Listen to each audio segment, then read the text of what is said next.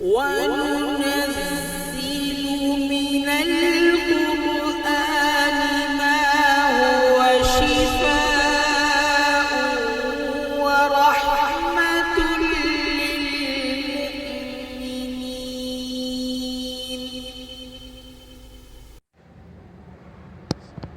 بسم الله الرحمن الرحيم.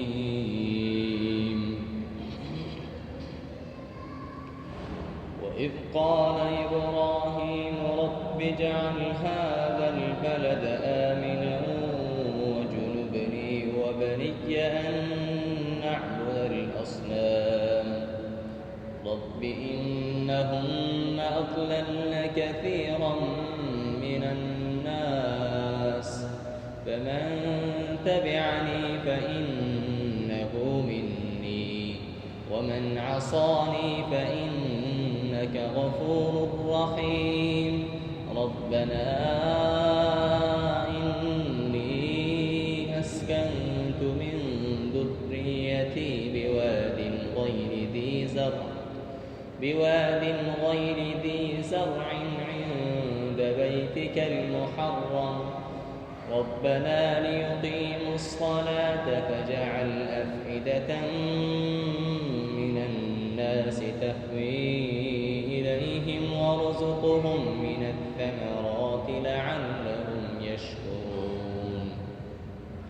ربنا إنك تعلم ما نخفي وما نعلن وما يخفى على الله من شيء في الأرض ولا في السماء.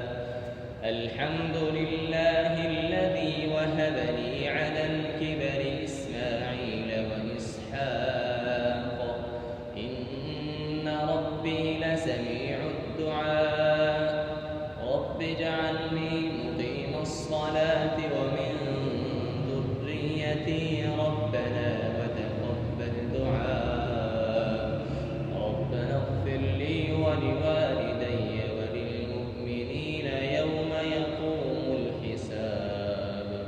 ولا تحسبن الله غافلا عما يعمل الظالمون إنما يؤخرهم ليوم تشخص فيه الأبصار